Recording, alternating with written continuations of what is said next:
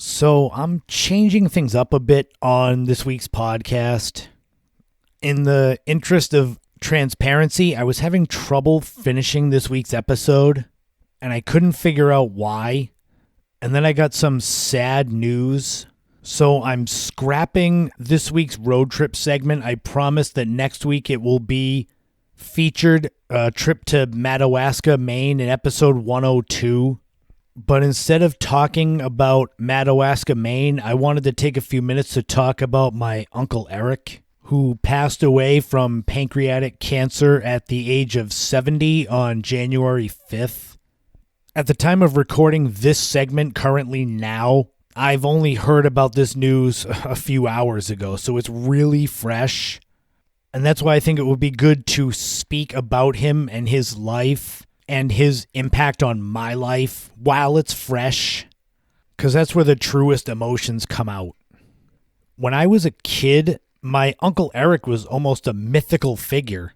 He lived with my Aunt Emma in the far-off land of Hawaii. And the family would go visit him, but naturally I was a kid, so I didn't go. Tickets weren't cheap.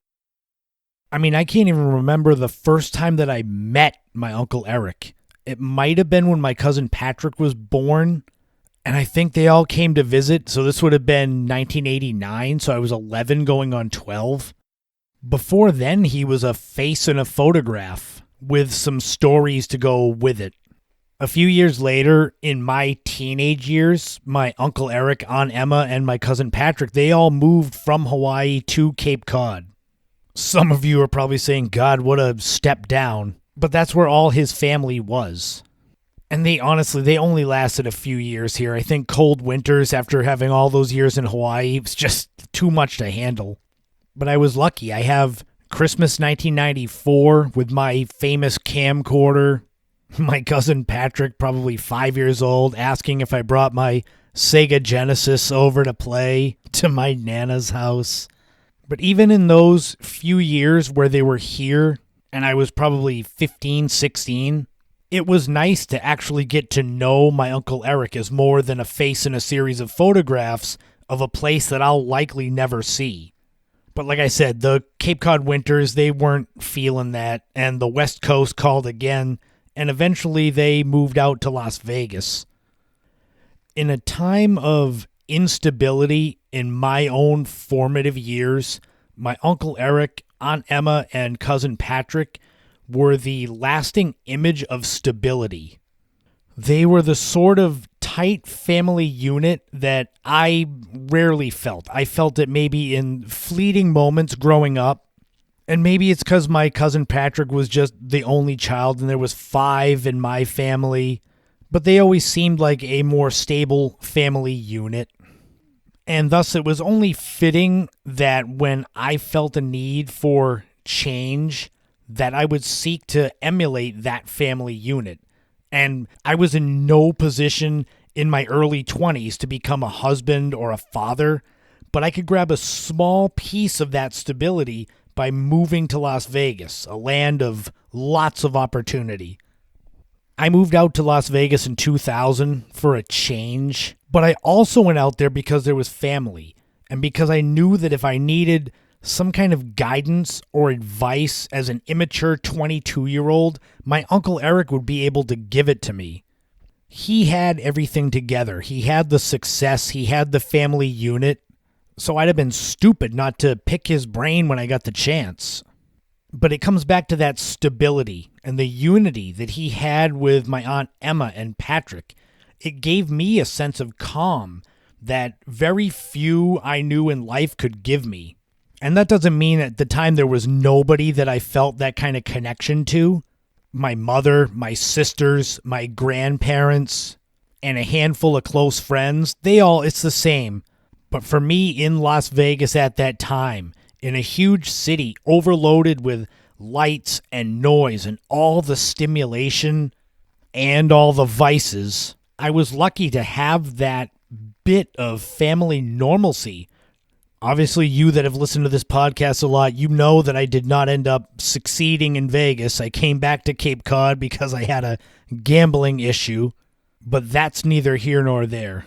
nearly a decade after I had come back to Cape Cod from Vegas, during another time when, once again, the instability in my own life got overwhelming.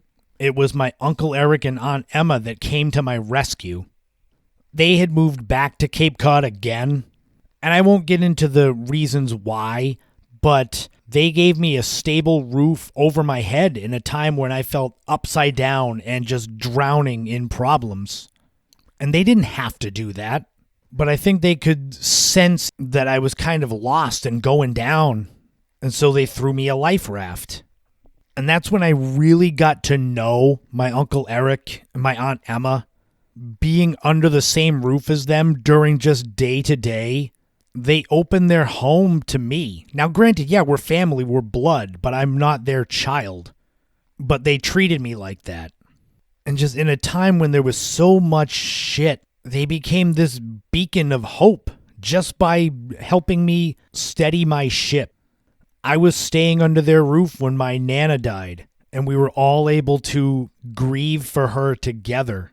And in the time not too long after, my Aunt Emma's mother, Nita, she became my surrogate Nana.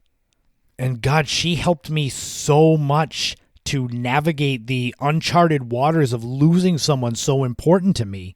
And that doesn't happen if Eric and Emma don't show me the real love that I so desperately needed then. After only a few months, I left their home, and then eventually the West Coast and retirement called for them. My cousin Patrick was actually the first one to go back to Vegas. And I was shocked at the time, but Cape Cod was not his home. He grew up in Vegas, so Vegas was his home. He went home. My Uncle Eric and Aunt Emma, they did an awesome road trip that I was jealous of, but they ended up back in Vegas too, one of the suburbs. And then we weren't in touch as much as we were. We weren't in touch as much as we should have been, as much as I should have been. And here's where it gets really real. Because in running away from the terrible excuse for a father that I've had, I ended up running away from those that always had my back. There were plenty of times that I wished that Uncle Eric had been my father.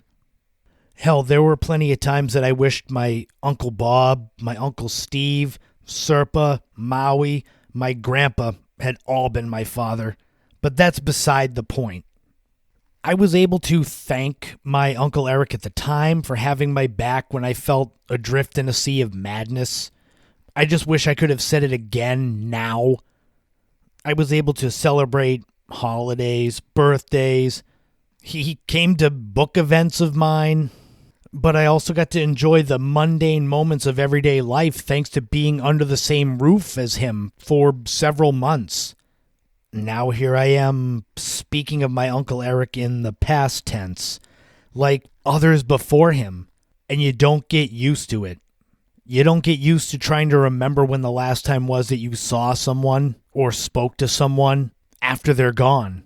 But now, every time I hear some good classic Hawaiian music, I'll think of my Uncle Eric. I did anyway, but I will more so now. Because he brought that sound to my attention when I lived in Las Vegas. He brought me to this awesome Hawaiian festival I have all these photos of. It's still a huge memory from my life. You haven't lived until you hear this Hawaiian band cover Santana's song Smooth with the island sound. It was awesome.